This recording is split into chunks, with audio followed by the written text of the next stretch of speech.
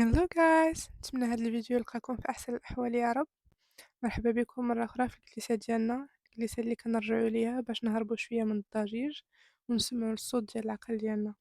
هنا ما كنكتفيوش غير بملخصات الكتب، كنحاولو نفهمو الأفكار بعمق ونشوفو كيفاش نطبقوها في حياتنا اليومية، باش ما نبقاوش غير مستهلكين للمحتوى ولكن نصبحو صانعين لنسختنا الأفضل.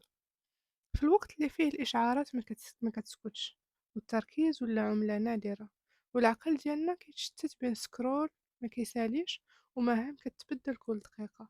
كاين واحد المهارة اللي إلا تعلمتيها تقدر تبدل طريقة خدمتك، قرايتك، وحتى قيمتك في هذا العالم. مهارة كتخليك تدخل في حالة تركيز عميق، كتخليك تنتج أكثر في مدة أقل، وكتخليك تبني قيمة حقيقية ماشي غير حضور رقمي. هاد الحلقة غادي نهضروا على كيفاش نسترجعوا السيطرة على الانتباه ديالنا، وكيفاش نحولوا التركيز من حاجة عادية لقوة تنافسية كبيرة. إلا حسيتي براسك كتبدا بزاف وما كتكملش، ولا كتخدم ولكن بلا نتيجة كبيرة، ولا كتضيع ساعات وانت كتقول غير 5 دقايق ومن بعد غادي نحبس ونرجع نكمل شغلي، هاد الجليسة ديالك. خلي التليفون على جنب، ركز معايا مزيان، وخليونا نبداو على بركة الله. واش عمرك بغيتي تبدا تخدم ولكن ما عرفتيش تركز؟ كتحل الباسي ديالك، كتقلب غير شويه في التليفون، كتجاوب غير ميساج واحد، وفجأة كتلقى راسك داز ساعة جوج وما درتي حتى حاجة مهمة، وكتبقى حاس براسك عيان. ولكن ملي كتجي كتشوف كتلقى راسك ما خدمتي والو. الحقيقة المشكل ماشي في الكسل، المشكل في التشتت. حنا عايشين في عالم كيشد الانتباه ديالنا كل ثانية، إشعارات، ريلزات، ستوريز، ميساجات، إلى آخره. التركيز ولا نادر بزاف. كتاب ديب وورك كيقولك فكرة الجوهرية ديالو هي اللي كيقدر يركز بعمق هو اللي غادي ينجح في هذا العصر. اليوم غادي نفهمو شنو هو العمل العميق، علاش ولا مهم، وكيفاش ندربو عليه. ديب وورك كتاب من تأليف كول نوبور، أستاذ جامعي وباحث، ولكن الأسلوب ديالو واقعي بزاف وبسيط، تقدر تفهمو بطريقة سهلة. يعني ما كيستعملش دوك المفردات ولا المصطلحات اللي معقدة. ما فيهش تحفيز فارغ، فيه أفكار عملية تقدر تطبقهم من دابا. الهدف ديالو واضح: كيفاش تولي تخدم بتركيز قوي في عالم عامر بالتشتيت. الفكرة الأولى اللي كاينة في الكتاب هو كيعرف لك بعدا شنو هو العمل العميق. يقول لك أن العمل العميق هو تخدم بتركيز كامل بلا تشتيت على حاجة كتحتاج جهد عقلي، بحال كتابة محتوى، تعلم لغة، برمجة، دراسة، تخطيط مشروع. في هاد الحالة الدماغ ديالك خدام 100%، كتدخل في واحد الحالة سميتها فلو، يعني كتنسى الوقت وكتولي منتج بزاف. العكس ديالو هو العمل السطحي، بحال تجاوب على الميساجات، تسكرولي في السوشيال ميديا، اللايفات، امور بحال هادو اللي ما كيحتاجوش واحد الجهد عقلي. كتحس براسك خدام ولكن القيمه قليله بزاف. الكاتب كيقول لك العمل السطحي كيعمر الوقت، العمل العميق كيبني المستقبل. الفكره الثانيه هي ان التركيز ولا مهاره اللي نادره بزاف. قبل اللي كيخدم اكثر ساعات هو اللي كينجح، دابا تبدل كل شيء، حيت اي واحد يقدر يخدم ساعات طويله، ولكن قلال بزاف اللي كيقدروا يركزوا بعمق. مثال بسيط: جوج ديال الناس خدامين 8 ديال السوايع، الاول مشتت، تليفون، نوتيفيكاسيون، ريلزات، كيجاوب على الميساجات، ما قدرش انه يعطي جهدو التركيز ديالو كامل في داك الوقت. اما الثاني 4 السوايع تركيز عميق، شكون اللي غادي ينتج كتر؟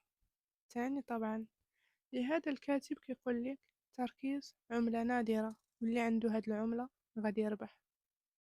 الفكرة الثالثة: التشتيت هو العدو الأول.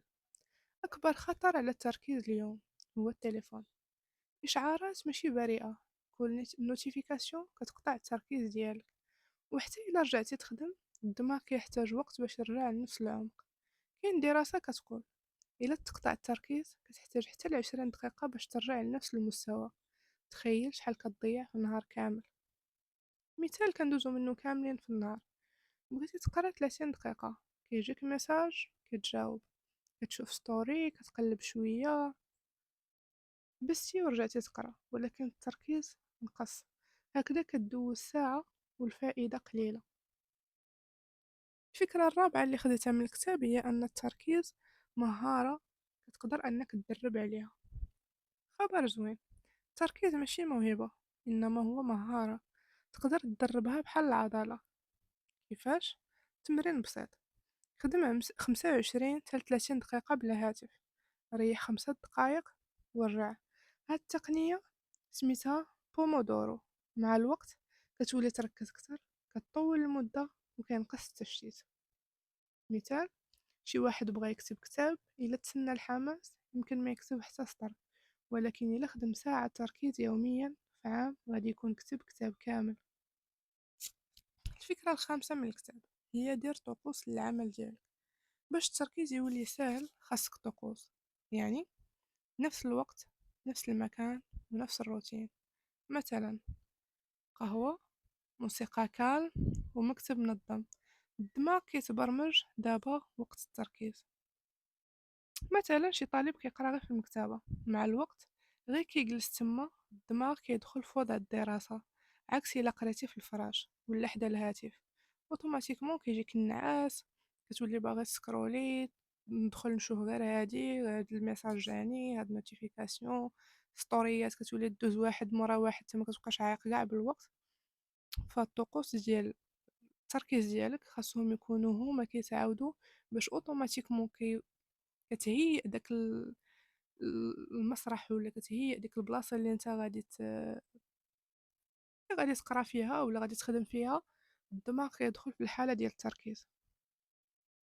الفكره السادسه هي ماشي خاصك تكون متاح دائما. بزاف ديال الناس كيفتخروا انهم ديما اونلاين، ولكن الكاتب كيقولك التوفر الدائم يقتل الانتاجيه. الا كنتي ديما كتجاوب ميساجات، ايميلات، مكالمات، عمرك توصل للعمل العميق. خاصك تحمي وقت التركيز ديالك، دير ساعات بلا هاتف بلا انترنت، غير خدمة وتركيز عميق.